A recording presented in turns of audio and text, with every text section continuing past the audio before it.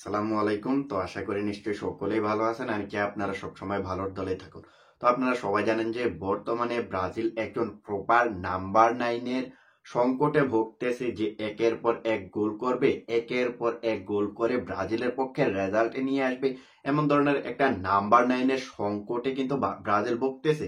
সেটা যে এখন ভুগতেছে সেটা কিন্তু নয়। 2022 বিশ্বকাপের পর থেকে একের পর এক এই জায়গায় কিন্তু পরিবর্তন নিয়ে আসা হয়েছে, কারণ 2022 বিশ্বকাপের পর থেকে ব্রাজিলের সেন্টার ফরওয়ার্ডরা তেমন কোনো সুবিধাজনক অবস্থানে নেই। ক্লাবের হয়ে ভালো খেলতেছে, বাট জাতীয় দলে তেমন কোনো পারফরমেন্স তারা দেখাইতে পারতেছে না। আপনি যদি 2022 থেকে এখনো পর্যন্ত ব্রাজিলের সেন্টার ফরওয়ার্ডদের হিসেব করেন, দেখবেন যে একের পর এক প্লেয়ার পরিবর্তন হয়েছে। এইখানে 7 থেকে 8টা প্লেয়ার কিন্তু চেঞ্জ হয়েছে।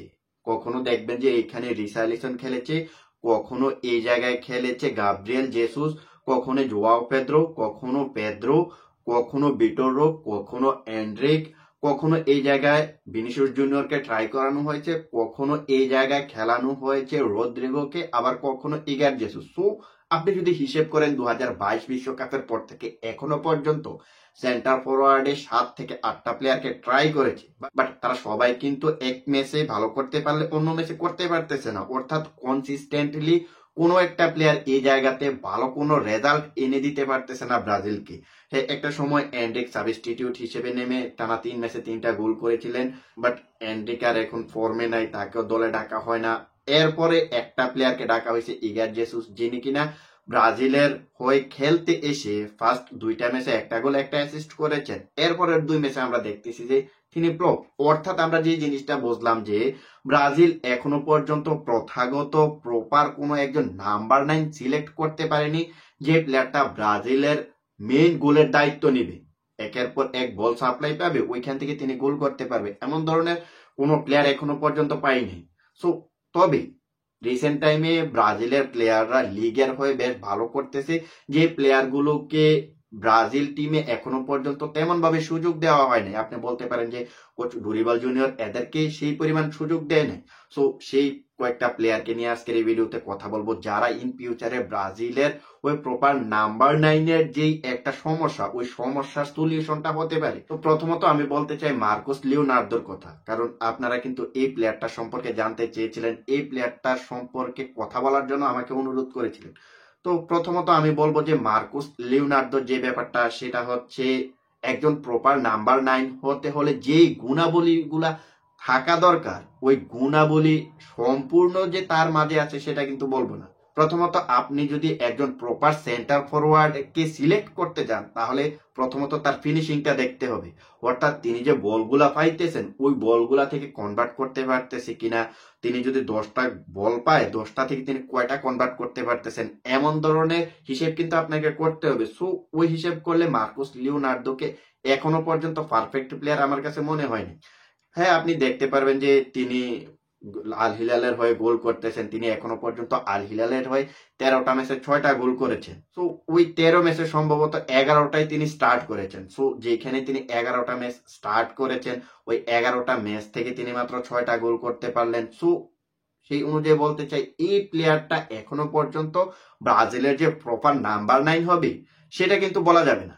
দ্বিতীয়ত সেন্টার ফরওয়ার্ডদের যে জিনিসটা দেখতে হয় সেটা হচ্ছে হাইট এবং ফিজিক্যাল কন্ট্রাক্ট। এখন আপনি যদি হাইটের কথা বলেন, হাইটের হিসাব করেন, তাহলে দেখতে পারবেন যে হাইটে মার্কোস লিওনার্দো অত বেশি না, তিনি 175 সেন্টিমিটার মাত্র। এখন হাইটটা কেন দরকার জানেন? দেখুন, হয়তোবা আল হিলাল 2 সাইড থেকে তারা ক্রস করে খেলে না, তারা মোটামুটি আপনার পাসিং ফুটবল করে খেলে, কিন্তু আপনি যদি এখন ব্রাজিলের দিকে তাকান তাহলে দেখতে পারবেন যে তারা ক্রসে কিন্তু সেন্টার ফরওয়ার্ডদের উদ্দেশ্যে বল পাঠায়। সো সেন্টার ফরওয়ার্ডদের উদ্দেশ্যে যখন ক্রসে বল পাঠানো হয় তখন কিন্তু প্লেয়ারটার হাইট লাগে। সো এই জায়গায় কিন্তু তার একটা উইকনেস রয়েছে। এখন তার হাইট হচ্ছে 175 সেন্টিমিটার। সো 175 সেন্টিমিটার ওয়ালা প্লেয়ারকে কিভাবে জাতীয় দলে নিয়ে আসা হবে একজন সেন্টার ফরওয়ার্ড হিসেবে? সো এই জায়গায় তার একটা উইকনেস রয়েছে, সেই জন্য হয়তোবা তাকে জাতীয় দলে ডাকা হয় না। আর এরপরে যে বিষয়টা সেটা হচ্ছে ফিজিক্যাল কন্ট্যাক্ট। একটা ফিজিক্যাল কন্ট্যাক্ট মোটামুটি ভালো, ফিজিক্যালি বেস্ট স্ট্রং, বাট তার 2টা উইকনেস। ফার্স্ট উইকনেস হচ্ছে তিনি ফিনিশিং এ এত বেশি আহামরি কিছু করতে পারতেছেন না, আর তার হাইটও কিন্তু মেজর একটা প্রবলেম। সো এই কারণে তিনি গোল করতে পারলেও তাকে হয়তো বা জাতীয় দলে ডাকা হয় না। এখন আমরা আরো একটা প্লেয়ারের কথায় আসি, যে প্লেয়ারটা ইন ফিউচারে ব্রাজিলের নাম্বার 9 এর ভূমিকাটা পালন করতে পারে, সেটা হচ্ছে মাতিয়াস কুনা। দেখুন মাতিয়াস কুনা বেশ গত 2টা সিজন ধরে বেশ ভালো করতেছে। গত ম্যাচটাতেও তিনি কিন্তু ফুলহামের সঙ্গে জোড়া গোল, 1 অ্যাসিস্ট করেছেন। তো তিনি যে গোলগুলা করেছেন, ফার্স্ট গোলটা যদি তার দেখেন তাহলে দেখতে পারবেন যে একটা লং বল ধরে অপোনেন্টের ডি বক্সে ঢুকে গেছে, ওইখানে গোলকিপারের সাথে 1-1 হয়ে গেছে এবং ওইখান থেকে চিপ শুটে দারুণ একটা গোল করছে। তো এইখানে তার ফিনিশিংটা দেখলে আপনি বুঝতে পারবেন যে প্লেয়ারটার কোয়ালিটি বেশ ভালো। আপনি যদি এখন এই গোলটা বাদ দিয়ে এর পরের গোলটার কথা বলেন তাহলে দেখতে পারবেন যে ওইখানে তো জাস্ট ওয়াও, দারুণ একটা ফিনিশিং দিয়েছে। জোয়াও গোমেসের অ্যাসিস্ট থেকে আউটসাইড অফ দ্য বক্স থেকে ফার্স্ট আসে কাল শুটে একটা গোল করছে ডি বক্সের বাইরে থেকে, দারুণ গোল। সো এই দুটা গোল দেখার পরে আপনাকে মানতেই হবে প্লেয়ারটার ফিনিশিং এর কোয়ালিটি বেশ ভালো। এই সিজনে এখনো পর্যন্ত তার 13টা ম্যাচ খেলা হয়েছে, 13 ম্যাচ থেকে 7টা গোল, 3টা অ্যাসিস্ট করেছেন, অর্থাৎ 13 ম্যাচে সরাসরি 10 গোল অবদান তার রয়েছে। এখন তার ফিজিক্যাল কন্ট্যাক্টের কথা যদি বলি তাহলে দেখতে পারবো যে ফিজিক্যাল কন্ট্যাক্টটাও বেশ ভালো। যেন অপোনেন্টের ডিফেন্ডারদের সাথে ওই বল দখলের লড়াইয়ে বেশ কার্যকর একটা প্লেয়ার হইতে পারে।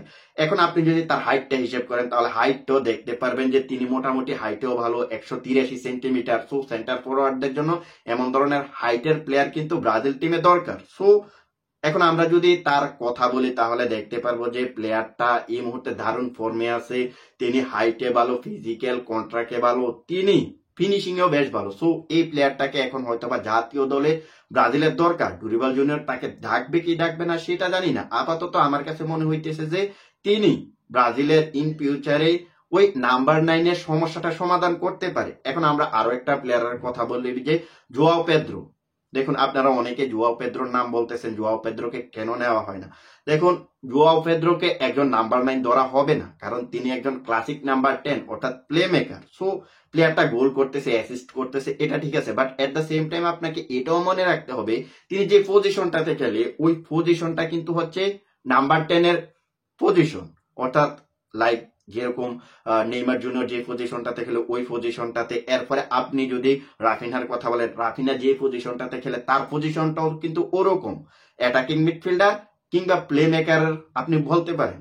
এখন প্লে মেকার কেন বলতেছি সেটাও আপনাদেরকে বলি। দেখুন গত ম্যাচটাতে তিনি দারুণ একটা গোল করেছেন, একটা গোল একটা অ্যাসিস্ট করেছেন। যে গোলটা করেছেন ওটা রিবাউন্ড শুটে তিনি গোলটা করেছেন। এবার আমরা যদি তার অ্যাসিস্টের কথা বলি তাহলে অ্যাসিস্টের দিকে ফোকাস করলে আপনি দেখতে পারবেন যে ক্লাসিক নাম্বার 10 এর মতো তিনি একটা অ্যাসিস্ট করেছেন।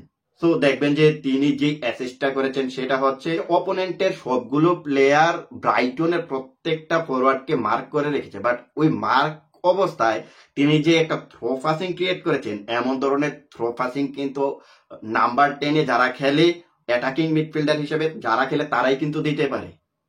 সো এই গোলটা দেখে, এই অ্যাসিস্টটা দেখার পরে আপনাকে মেনেই নিতে হবে তিনি একজন একেবারে ক্লাসিক নাম্বার 10 এর ভূমিকাটা পালন করে, তিনি কিন্তু সেন্টার ফরওয়ার্ড না। সো তিনি যেহেতু ক্লাসিক নাম্বার 10 এর ভূমিকাটা পালন করে সেই অনুযায়ী এই মুহূর্তে তাকে সেন্টার ফরওয়ার্ডের হিসেবে, অর্থাৎ সেন্টার ফরওয়ার্ডে ব্রাজিলের এই মুহূর্তে প্রপার কোনো প্লেয়ার আমার কাছে মনে হচ্ছে না।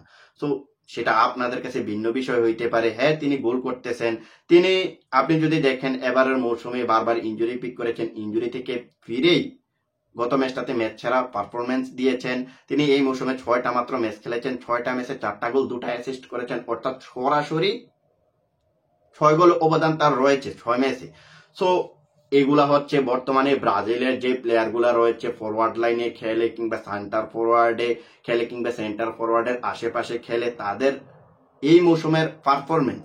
এখন যে প্লেয়ার গুলার কথা বললাম এই প্লেয়ার গুলোর মাঝে আমার কাছে মনে হইতেছে যে এই মুহূর্তে ব্রাজিলের যদি কোনো একটা নাম্বার 9 প্লেয়ারকে সিলেক্ট করতে বলা হয় আমাকে, তাহলে আমি বলবো যে সেটা হচ্ছে মাতিয়াস কুনহা। সো প্লেয়ারটা দারুণ ফর্মে রয়েছে, তো তাকে দিয়ে হয়তোবা ইন ফিউচারে ব্রাজিলের নাম্বার 9 এর যে সমস্যাটা সেটা হয়তোবা সমাধান হতে পারে। যদিও ব্রাজিলের প্লেয়াররা ক্লাবে ভালো খেলে, বাট জাতীয় দলে আসলে ওই যেই লাউ সেই কদু হয়ে যায় আর কি। তো দেখা যাক শেষ পর্যন্ত কি হয়। তো আজকের ভিডিওটা এখানেই শেষ করবো, দেখা হবে অন্য কোনো এক ভিডিওতে। সে পর্যন্ত ভালো থাকবেন।